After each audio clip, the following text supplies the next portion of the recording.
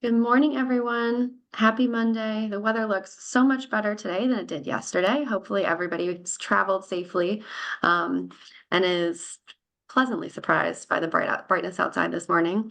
We're really excited to have you join us this morning. As we mentioned in the description for this call, we've gotten an increase in outreach around management assistance grants, executives in residence, and basically what types of technical assistance work that the Forbes Funds does on a day-to-day basis.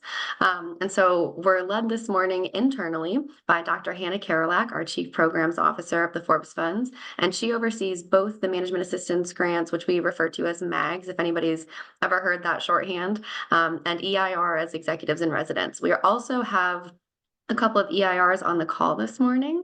So hopefully we can get some really good engagement with folks as we're talking through what those programs actually entail and how they can support you. I also want to do a shout out because Hannah is an excellent human-centered design practitioner. So as many folks that can be off camera or engaged in the chat this morning, the better for kind of a live demo for how this works for the Forbes Funds. Our objectives this morning are to share resources and opportunities, provide space for community members to convene and drive conversations and connections, and to work in a call and response model. As I mentioned, this call is taking place because of outreach from our members and ecosystem members to better understand short and long-term community needs at this time. I'll be providing a policy update towards the end of the call, but before that, we'll be led by Dr. Hannah through a very dynamic conversation. Before we do that, I do want to shout out the Sustainable Development Goals, the social determinants of health, and the 8 returns on investment as the Forbes Funds dual frameworks and the ROI framework as well.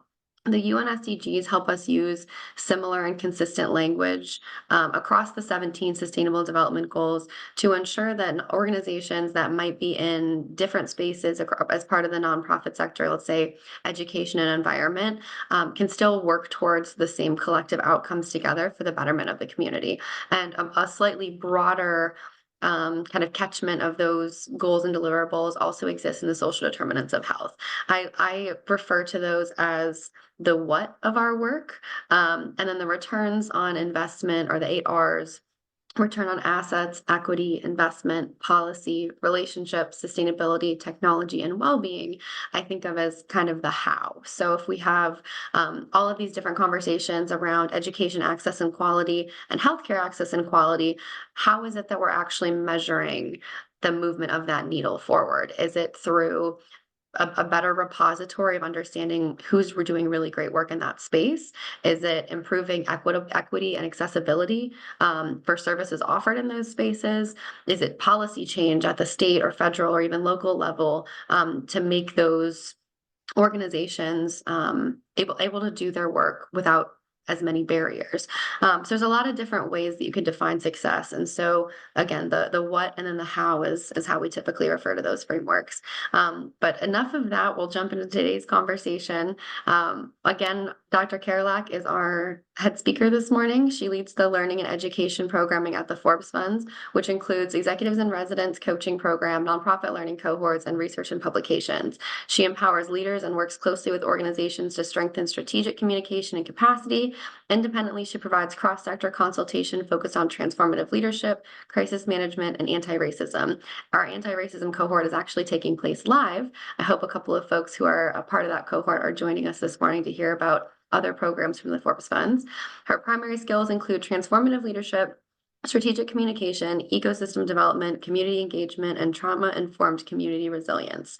I'm really lucky to work with Dr. Karolak on a day-to-day basis at the Forbes Funds. A lot of the folks that outreach to me through GPNP looking for additional support find that through executives in residence management assistance grants or other conversations where Hannah refers them to a resource. So with that, I'll turn it over to you this morning, Hannah, to get things going. Thank you. Thanks, Emily, and thanks for being here.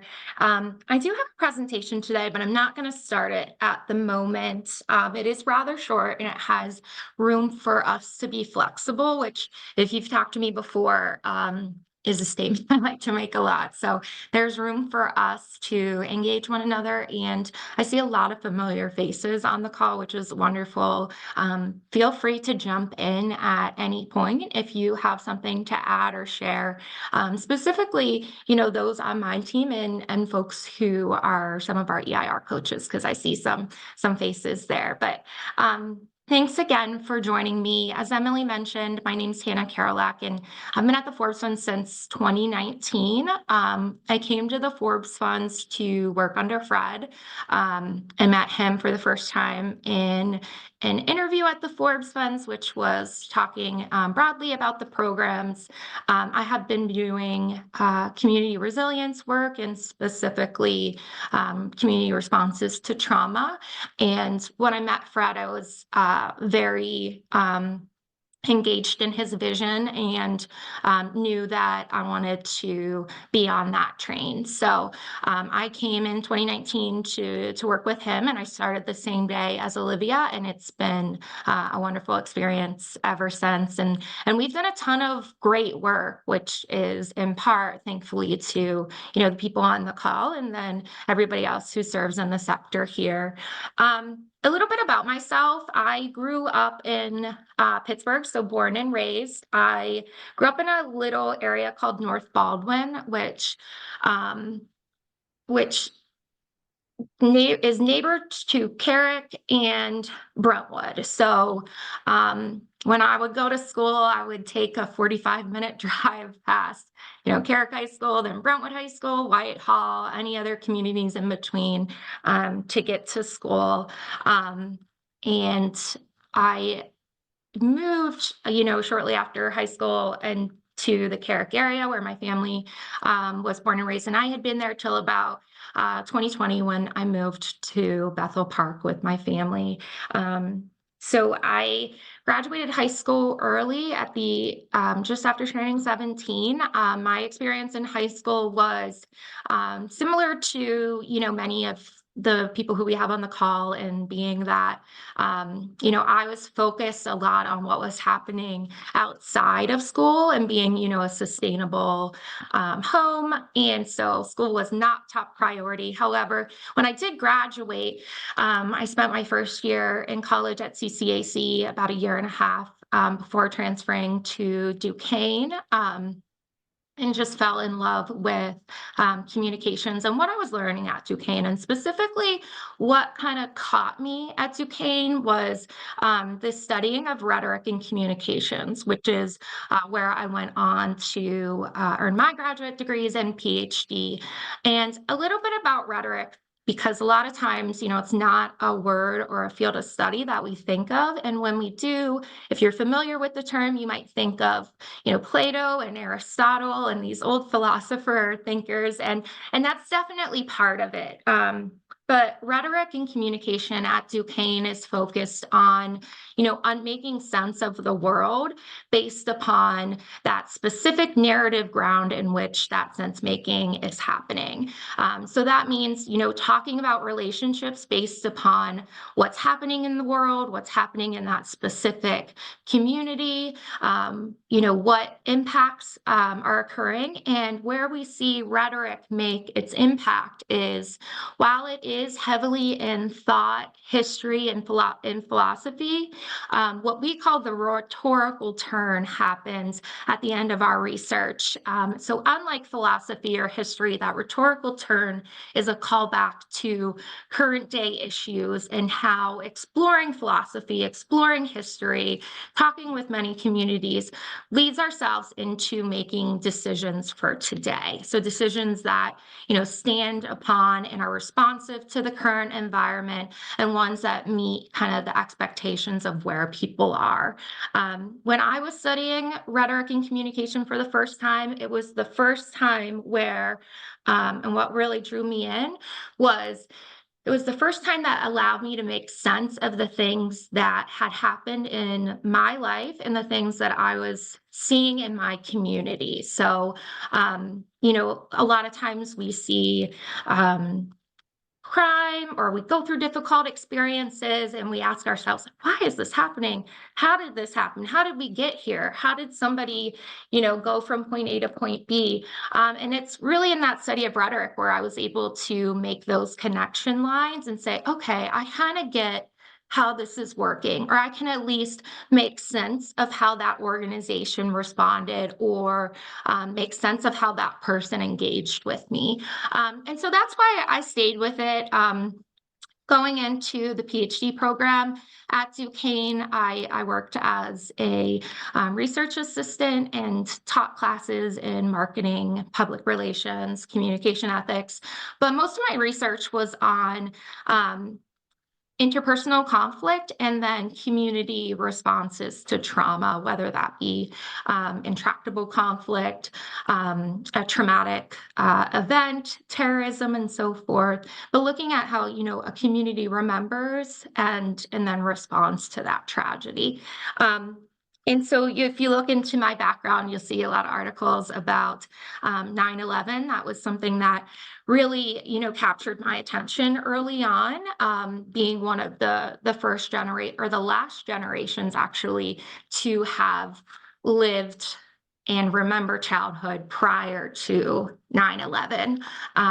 So for that shift, the generation after me that knew nothing about security or day-to-day life before 9/11 really explored that interplay, and have written many papers and presented over the country about that work, all of it tying back to how a community, like I said, remembers and responds. So my working community is what led me here to the Forbes Funds. And like I said, I really came to work under Fred in that vision. When I started here, my first role was directing the learning and education programs, which we'll take a look at.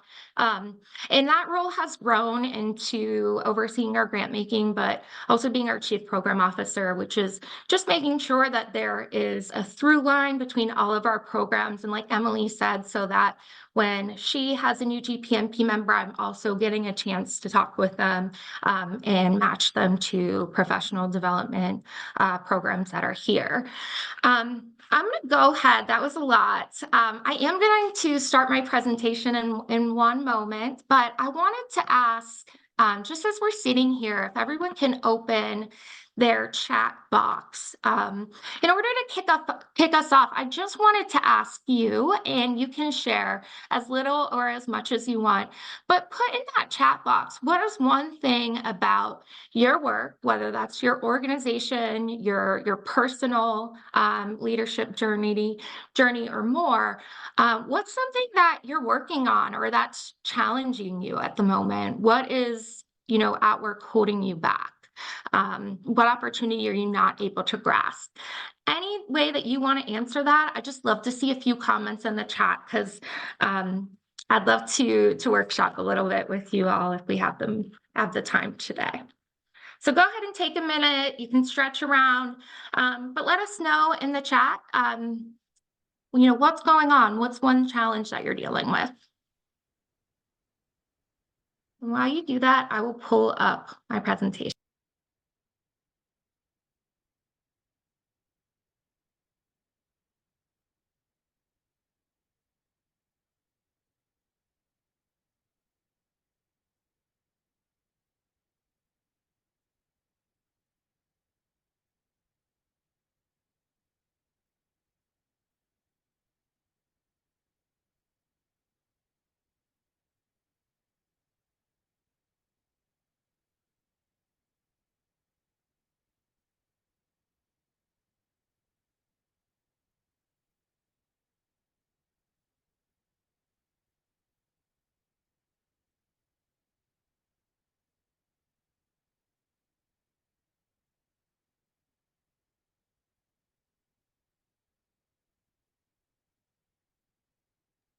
Thank you for putting these in here, and you can probably see, thanks, Deb, my chat screen on the page. If you can't, that's okay. You should see my presentation. But some of the things I'm seeing is just dealing with a small team and the amount of projects that you have, finding funders who share your vision, and who would like to invest in that vision, people being burnt out, which is definitely something that's been top of mind and a frequent challenge that we hear here at the Forbes Funds. And more so of that, having energy to do everything. Um, these are great comments, and I appreciate them. Hopefully, as we go through our presentation today, you'll hear about places that connect to that challenge. But if not, I would love to workshop with you all either publicly or privately to address some of those challenges. And we'll talk about how we do that here at the Forbes Fund. So just to kick us off, thanks again for sharing some information. But today I really want to talk about what capacity building in terms of education and grant making looks like at the Forbes Funds, and how that flows. So, okay, so we hear Fred and Emily talk a lot about our priorities and our pivots. We are on our sixth pivot operationally here at the Forbes Funds, that being on AI and the interaction with the nonprofit sector. And pivots are really our identification and keying in on a key opportunity or challenge in the nonprofit sector that is emerging on that through line over there. It's something that we can see on the horizon that we know is going to be very important in the next 12 to 24 months, that we want to get ahead of and make sure that we have resources here in the city and the region to address that challenge or opportunity as it arises. When we talk about the priorities, I know that folks on the call are really well versed in our work with the UN SDGs and social determinants of health. But I wanted to talk about this in just the language that I use in learning education and grant making, to talk about that capacity building priorities. The first one is local and global impact. So we use those global frameworks like the UN SDGs and social determinants of health to shape our programs and gauge our impact. And we also use it to create a shared language across our communities that people can use to talk about their own programs as well. We know a lot of funding, especially at that federal level, is tied in some way to UN SDGs and social determinants of health. So our goal there is to, at no matter what level your nonprofit organization is to help you understand the work that you're doing through those global frameworks, so that when you talk about impact in your program specifically, you're using that same language that funders are using and that folks outside of Allegheny County in the region are using. We also here with our learning programs really try to be responsive and have accessible capacity building programs. And what that comes back to is really that flexible nature that I talked about. So there is the bread and butter process of the Forbes Funds, which we'll cover on the next slide.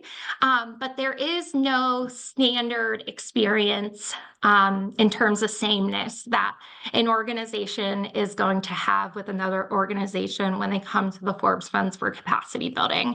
That capacity building plan is really designed to meet the organization where they are with their goals and priorities at the top of the list. Also, as a team, we are that intermediary, so we spend about 50% of our time on the ground in communities, and the rest talking with partners and doing some research to explore trends or those ideas that are happening on the horizon.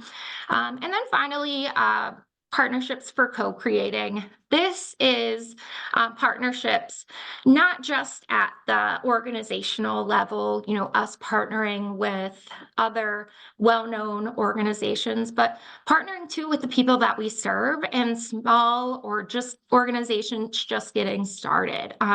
When we work with organizations at the Forbes Funds, whether you're coming to us for a grant, to engage in learning and education, just to get to know us, we are working on a partnership with you. our assessment process really invites you in to design, like I said, that track or those next steps that are going to work with you. And a lot of times, our goal is to create those long-term relationships. We talk a lot about rapid prototyping, which is designing for the next 30, 60, and 90 days. But that doesn't mean that that's all the work that we do. Most of our relationships become long-term relationships. We'll work with people and then they'll come back a year later to do more work. So we are partnering in many different ways with different folks in the sector, no matter how you're coming to us. Okay, I'm going to talk quickly about learning at the Forbes Funds, and this is really to give you all one, a refresher, but two, if you have not interacted with me here at the Forbes Funds, I'm going to tell you exactly what that looks like in the core sense and how you can get started. And then in addition to that, the different learning and education opportunities that we have. So the first and foremost that you probably are familiar with is the Executive in Residence Coaching Program. This is a program that I took over from Don Goffler in 2020, and it was a program that he had ran for a number of years. He pulled together this great network of coaches in the Allegheny County region. These coaches, or what we call executives in residence, are just people who are recognized publicly for their great work, their ability to partner, their ability to mentor and help folks, and then also for having a specialized area of knowledge in an area of nonprofit operations or leadership. So, for instance, we have coaches who do board governance and board leadership. Deb Kaplan, who's on the call, serves as one of our board governance and leadership coaches. So while she is helpful in a number of areas, if you come to me talking about your board or growing your board, I'll most likely pair you with Deb Kaplan or one of our other board coaches. We have coaches who are great in strategic planning and who are also great envisioners and who know a lot about human-centered design. So if you're interested in, say, getting together a strategic plan, or you're at that brainstorming stage of, what is my mission and vision? We have somebody who is well-trained in that work and can help you as well. But when you come to the Forbes Funds, the first thing that we ask that you do is complete our needs assessment. This is something that we use across all of our different programs. We use it whether you are coming in to partner with us or you're coming in to get a grant or to take part in one of our programs. It's an online assessment tool on our website. It's linked here in the needs assessment icon, and it takes about 20 minutes to complete. The needs assessment gives us a very high-level picture of where your organization is in terms of capacity. And it looks at 4 core areas, which you've probably heard before, but leadership capacity, adaptive capacity, organizational capacity, and then operations/communications capacity. And it's not a scoring mechanism. It's really just there to give you and your organization a starting point. Where am I right now? You don't have to use that information to go forward in any programs. A lot of folks take that needs assessment and then come back at a later time. But once you receive that assessment score, it gives you instructions on exactly how to read it. And when Bree sends those scores out every week, in her notes, she'll say, the next step is to meet with Hannah and or Olivia to talk about your assessment and next steps. So what we'll do in those meetings is it's very informal, it's confidential, but we'll cover those needs assessment results with you, talk about which areas and identify which areas really need the biggest amount of help or where there's a lot of opportunity. And then we'll talk together about the programs we have here that can help. So everything starts with that needs assessment.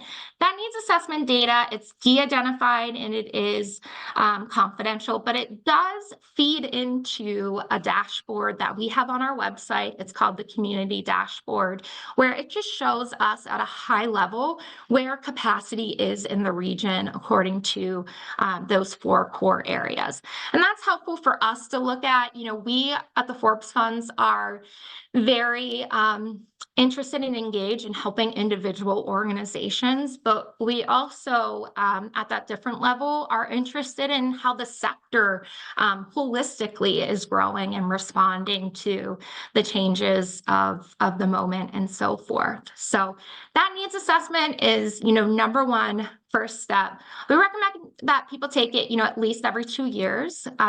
We have organizations that come back and engage with us, and we like to keep that updated every 2 years or so. The next intake form, so if we cover that needs assessment with you and say, hey, coaching sounds like a great idea, there is a brief EIR form that's linked here. I won't click it, but we can share it in the chat for everybody. It's a very brief, about 5-minute form, and it talks about, and it helps us to identify areas of challenges where coaching can be helpful and so forth.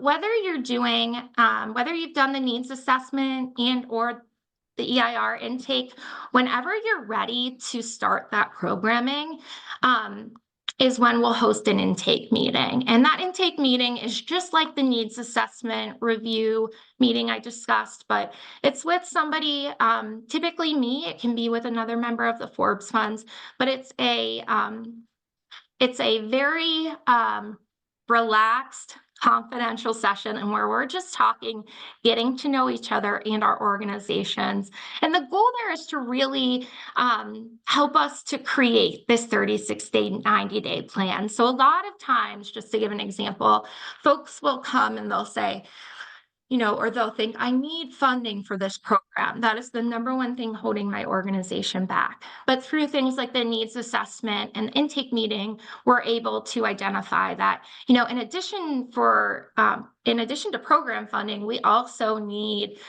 staff that's trained in project management systems or staff that knows how to create a volunteer system. So the intake meeting really allows us and you to take that broader look at the organization and make sure that we're not missing anything.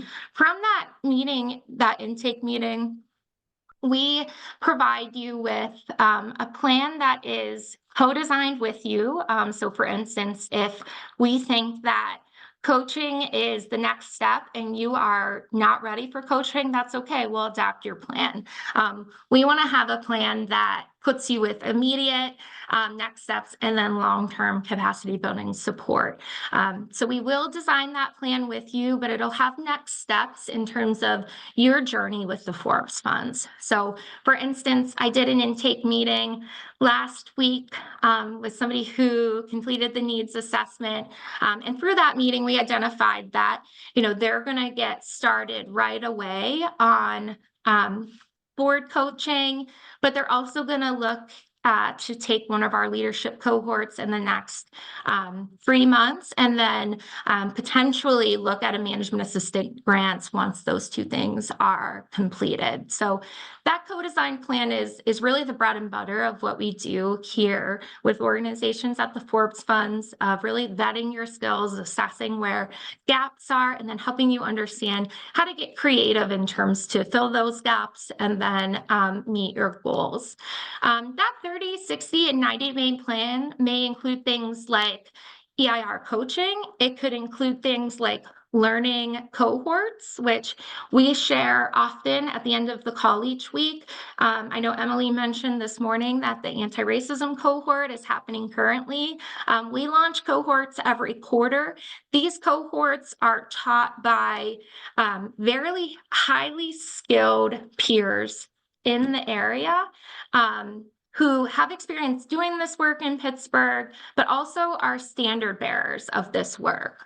We really have high quality, low bono learning cohorts in the sense that we try to design something that, looking at externally would be something very high cost, but we make it accessible for folks. All of our learning cohorts come with some aspect of individual coaching, whether that's through your cohort teacher or through one of our EIRs. And it typically comes with access to some type of project in real time with your organization. So for instance, if your organization is going through a strategic plan and you're in a learning cohort with us, it's likely that you'll work with your coach on some of that strategic planning stuff.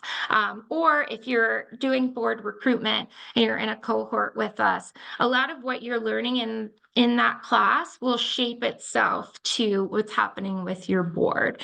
We like to keep those connections kind of right front and center so that the time that you're putting into learning is also time being spent on projects you're actively dealing with.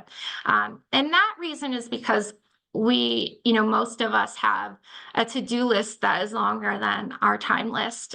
So we like to fit in projects in real-time work into those learning cohorts as we can. And if we can't approach that opportunity or challenge, we at least want to give you a coach who can help you make sense of what you're learning and then move it into those opportunities or challenges.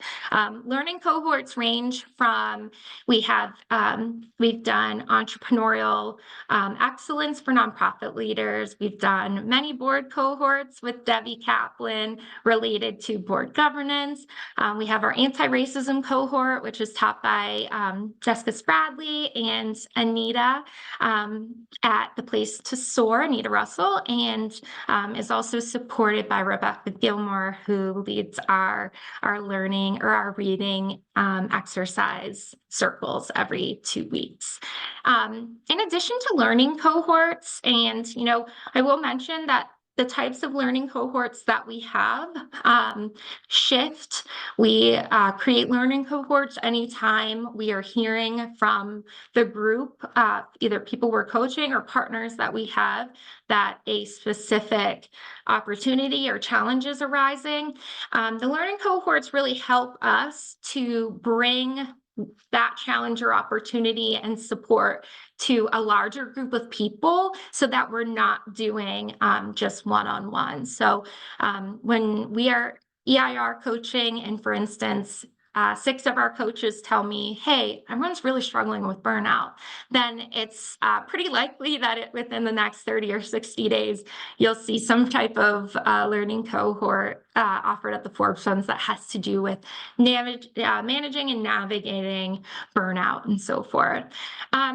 In addition to the learning cohorts, and kind of like a companion to learning cohorts, is learning circles. This is a different type of offering. And a lot of times when you're creating this plan with us, you're going to be doing a couple different things. It might say learning cohorts in 60 days. It might say, let's start with learning circles right now.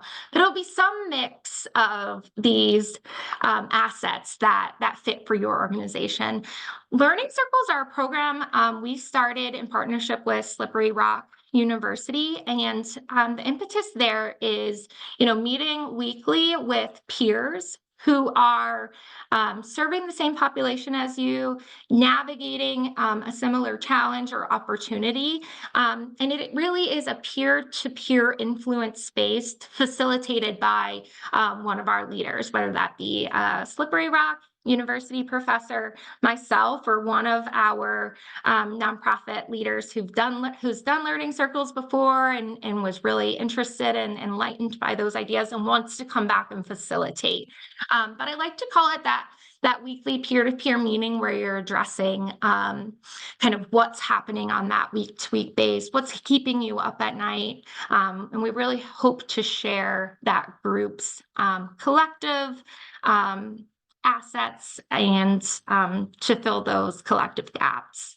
In addition to learning cohorts and learning circles, we also have a access to higher education and or certification through our learning cohorts and through our partners at MindEdge and some of our partners like First Tee, who provides space for our golfing and leadership cohort. That certifications, this will link you to our Credly page. Our Credly page lists out all of our learning cohorts that we've done since 2019, and it shows you a badge for each cohort. When you complete a learning cohort at the Forbes Funds, you earn a digital badge. You earn a digital badge and or higher education credits like CECs, some type of online accreditation, and so forth. So like I mentioned previously, if you're going to learn with us, we're going to make sure that you're getting something back for your time. So whether that is, immediate assistance on something that you're dealing with at your organization, or it's access to continuous education credits, or some type of certification that shows and can show to your stakeholders and supporters that, you're committed to capacity building and growing your organization's operations and expertise. We've given out over 300 badges since 2019, over 20 or plus learning cohorts. So I highly recommend that you take a look at our Credly page and you'll get a feel for the things that I'm talking about if you haven't participated in a learning cohort yet. And then finally, professional development. And when we think about professional development, we're not just thinking about the person who's engaging with us at the moment. A lot of times we're working with executive directors, but our programs are open to any professionals. At least my programs here in learning and education are open to any professionals in the nonprofit sector. You don't have to be an executive director. You can be a director of programs, a grants manager. And the way in which we are supporting organizations holistically is through that professional development. So starting in 2024, we have launched our learning management platform. It is called Merit. So now anytime you take a learning cohort at the Forbes Funds, your full team is going to get access to our learning management system for 1 year. That learning management system, which I would love to take a call and go deeper in, has our classes on there, but it also has close to 100 classes in nonprofit operations, leadership, and excellence. So for a full year, your team is eligible to log on and take any of those micro classes and credentialize themselves in these different learning topics. And that's a way in which we're expanding that learning and education to really go beyond just the person we're working with, but to meet your full group, whether that's volunteers, employees, and so forth. I do want to mention grant making quickly. I know I want to stop talking soon to leave space for questions and comments. But I will mention our grant making. Our core arm of grant making at the Forbes Funds is called our Management Assistant Grants. We call them MAGs. That's probably what you've heard frequently, but that MAG stands for Management Assistant Grants. And these are grants that have been with us and have evolved to be responsive to the sector since we launched, 41 years ago. Starting in 2019, we made a shift in how we deliver management assistant grants. Our grants have always been awarded to nonprofits in the sense of wanting to hire a third-party consultant to do strategy work for that organization. But starting in 2019, the change that we made is that those grants have to support 2 or more nonprofit organizations doing capacity building. And the impetus there is to really support partnerships and collaboration within the sector. So I know when I talk about management assistant grants to groups, I say, the language sounds very limiting, but it's also very flexible. So the types of projects that you'll see supported through a management assistant grant really differ from grant project to grant project. So for instance, currently we have a collaborative of 2 organizations who are working with a consultant to do a shared development and fundraising plan. We have a collaborative of 4 organizations who are working with a consultant to understand a shared staffing position that would move that work forward. We have organizations that come to us who want to work on shared strategic planning. Um, while it has to be 2 or more nonprofits, we do get flexible in how that plays out. I will say too that currently we do fund the lead organization on a management assistant grant has to be located in Allegheny County. But the change in 2019 to making it a collaborative grant making effort allows us to now fund organizations who are outside Allegheny County, as long as that applying partner is located in Allegheny County. So a lot of times people will look at our grants and count themselves out before they even talk to one of us. And what I like to say is talk to us early in the process, before you're thinking about your project or while you're weighing kind of the highs and lows of different projects. We absolutely will spend time with you talking about what types of projects make sense. We have resources to connect you with consultants that we've vetted. We can also help you find partners if that's something that you're looking for. The management assistant grants are very collaborative, not only in terms of who's receiving the grants, but the work that you do with the Forbes Funds. So there is no specific time when you want to come to us. You don't have to have that completed project. Even if you're just interested in thinking about a management assistant grant down the line, I would encourage you to talk with us sooner rather than later. The management assistant grant program is run quarterly, and you can see our timeline and overview on our management assistant grant page. Again, you can use that page to reach out to me. But the most important thing to know is that the grants are available, that we're happy to talk with you about what that project could look like. And we encourage you to do that early. We also offer emergency grants on an as-needed basis.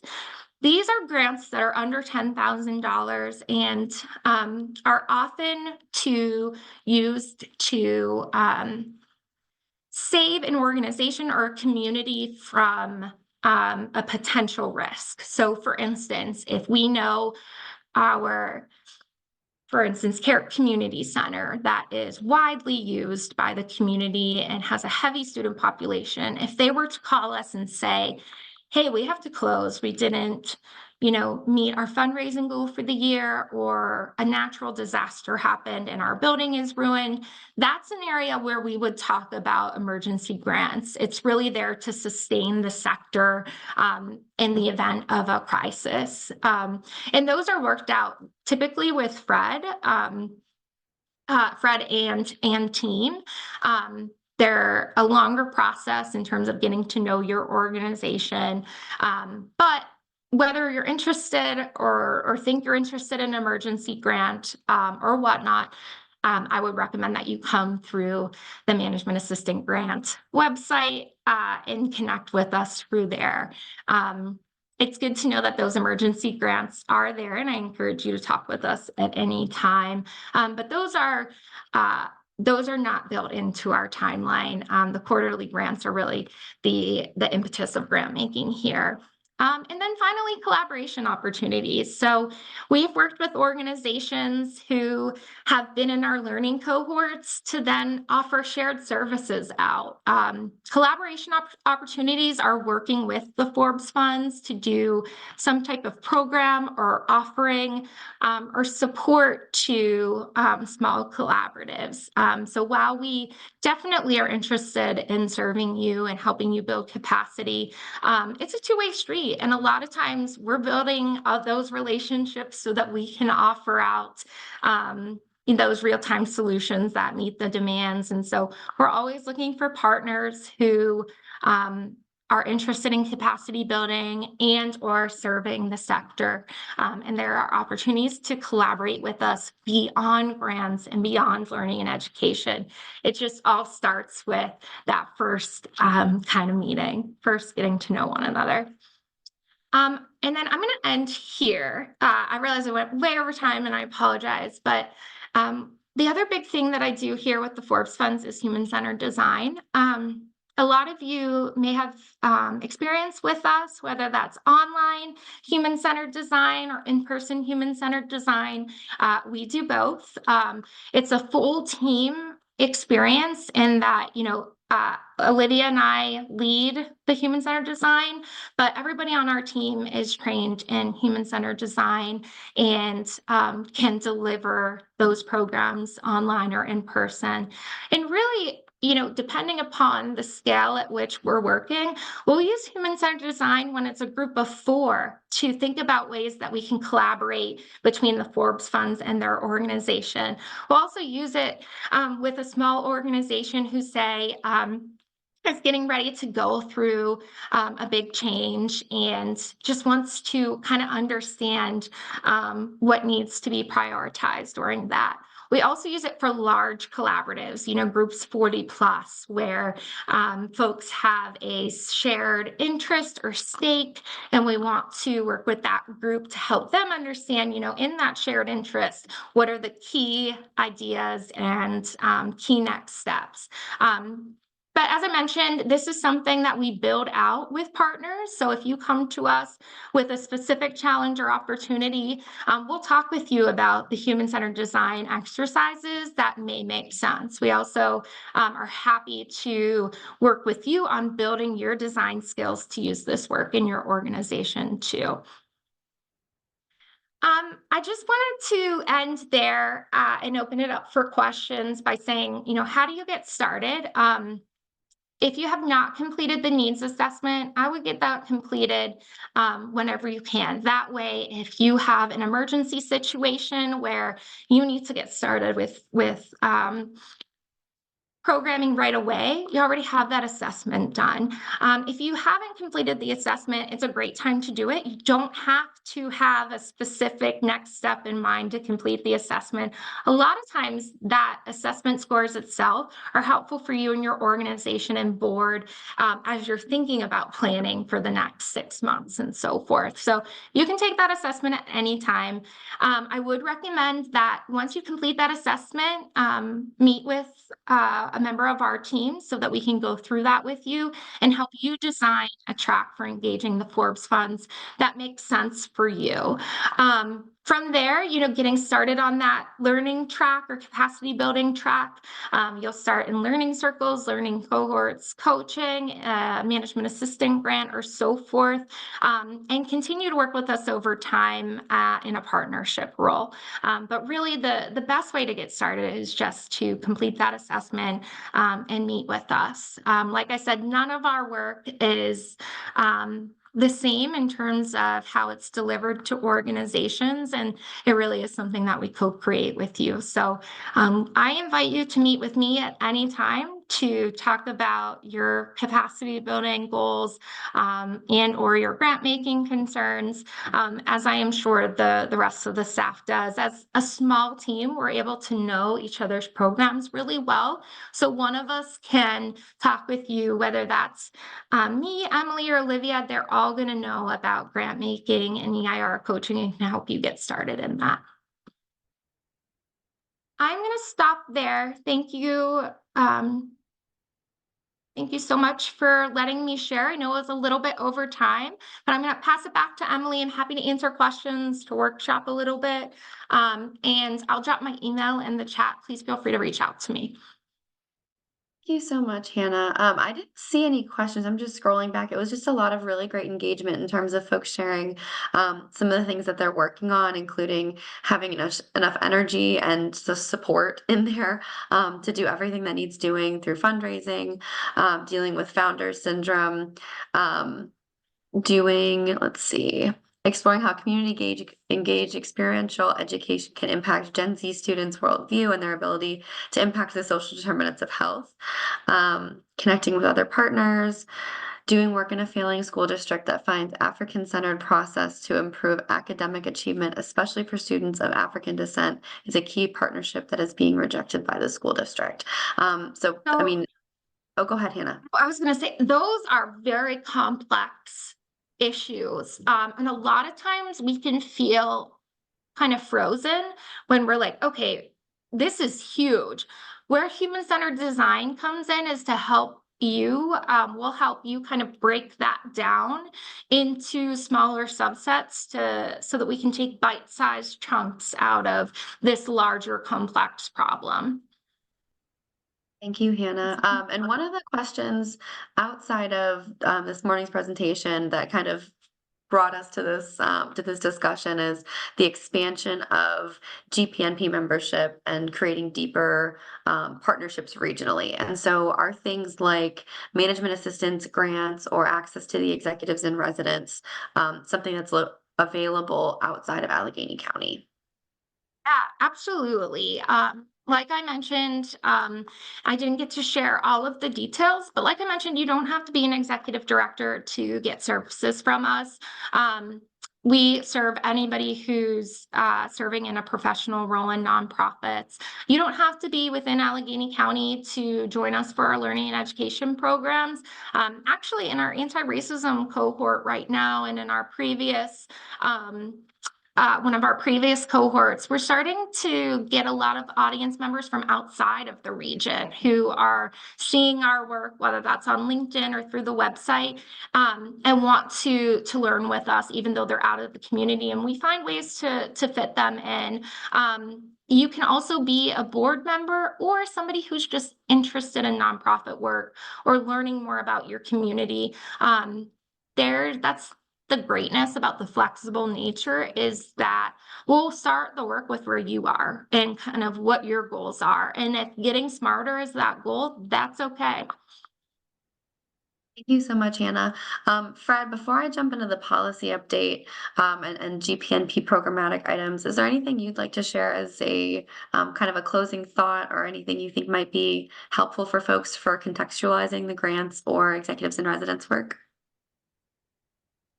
Thank you. I think the thing I would express to people is when Hannah talks about us pivoting, it's based upon external locus of control, what's happening in the world.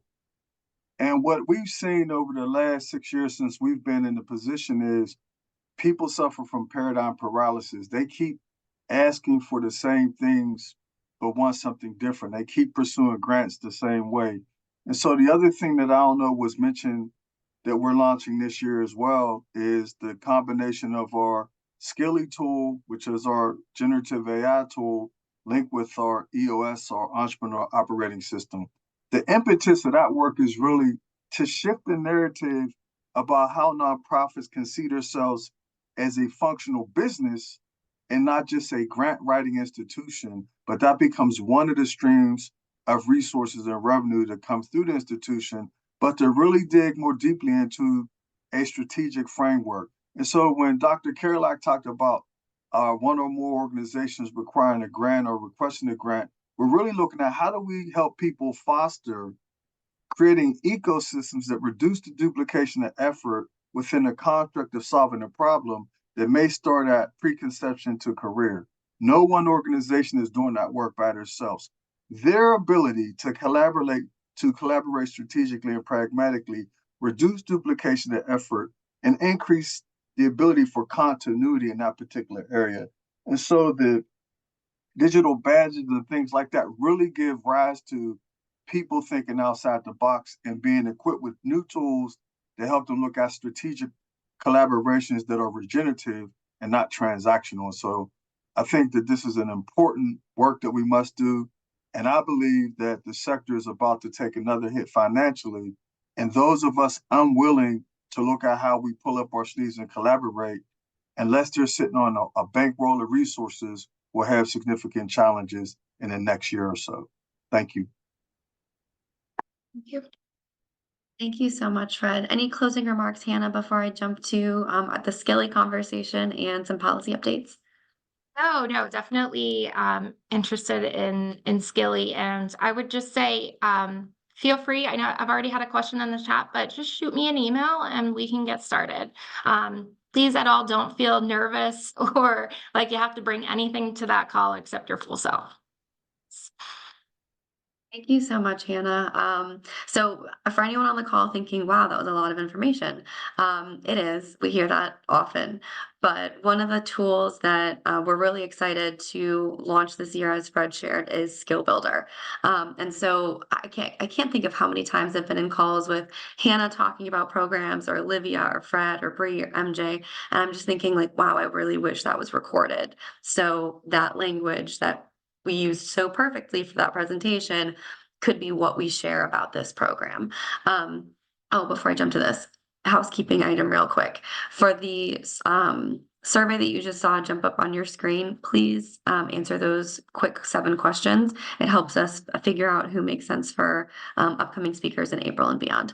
But back to Skilly. So one of the things that Skill Builder allows you to do, and I'm going to share my screen real quick, is capture what the ideal response or conditions, or how you communicate about your organization, and actually share that as FAQs. So what we can do kind of on the back side of Skill Builder is go to any questions that we get about our organization. And so right now we just had a conversation about management assistance grants and EIR. We can add specific questions, create FAQs, and ask folks to provide testimonials. So after this call, for example, I could ping Deb directly from Skill Builder and say, hey, what are some things that take place after an executive in residence intake assessment happens and somebody identifies board and governance support as something that they need, and then they reach out to you through Hannah for that specific support. And so here are all of the FAQs docs that I've created already. I'm working on creating the MAGS and EIR one following today's conversation using the transcript, but looking at even something like the cohort 3 FAQs for our upcoming Skill Builder cohort. This can create a custom FAQs page. I can do this in a slideshow presentation or cards for our upcoming advisory committee meeting, and share it with members within 30 seconds after copying and pasting literally from a Zoom transcript, and in the language that makes the most sense to talk about this work. So again, in terms of deduplicating and improving efficiencies within our own organization, everything that Hannah just shared, the reason it's extremely timely is because as I'm getting more questions about MAGS and EIR, rather than having to take the steps to reach out to consultant to update our website and link all of these different things, we have one Zoom recording. I can pull directly from the transcript, feed it through Skill Builder, and then push it out in many different formats. And once Skilly is working externally on our website, those conversations and those resources will be available seamlessly for anybody who reaches out via chat. So I just wanted to share that because, as Hannah shared in the chat, Skilly would be able to answer any of the questions from this presentation without somebody actually needing to view the recording, because we're using the AI to take what was shared and push it out in a way that makes sense to meet folks where they are. And so that's extremely important as we're maintaining our flexibility, so we can focus on the humanity-centered pieces, the human-centered work like creativity, innovation, relationship building, trust building, to Fred's point, and then the AI can make things seamlessly work behind the scenes. So if you're interested in learning more about that, please reach out to me. We're working to integrate it seamlessly into all of our different programs and resources that we provide at the Forbes Funds. And so hopefully a lot of the conversations and responses around things being very complex will be made more understandable through the support of AI. And for anybody who did not yet see it, we did publish an article this morning with Public Source about our current cohorts at the 3 different levels. And if Bree, I'm not sure if you have the link to that article. Let's see, strategic.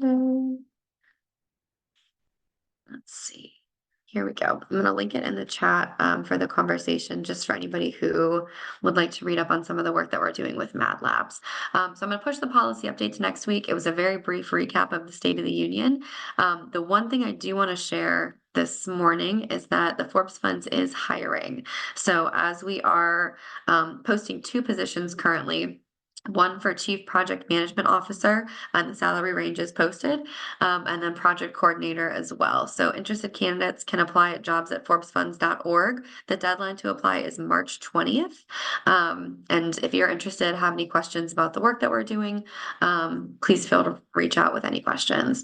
I was a little bit quick moving there at the end. But I hope I covered everything in terms of how we're integrating all of the programs that we're already doing. Hannah's focus on flexibility for that programming to meet you where you are, and then how we're layering AI to really support that work and its execution. Thank you so much for joining us, everyone. Next week, we'll be joined by Rob Jerry. He's the CEO for Partner for Work. And Fred mentioned EOS, or Entrepreneurial Operating System, as the second layer of support that we're building and integrating into our programming. And Rob has done that at Partner for Work. And so speaking about, how an entrepreneurial mindset can be layered into a nonprofit organization is really critical. And so for a bit of a discussion between Fred and Rob, please join us next week. And then the following week, we will be joined by Jamie Dukar from University of Pittsburgh to talk about some engaged community work that's happening from that university. So for a lot of our university partners looking to expand those relationships, that'll be a really great call to attend. We are 3 minutes over. I appreciate those of you who stayed on with me to hear the extra couple of minutes of information, and I look forward to seeing you next week. Thank you, everyone.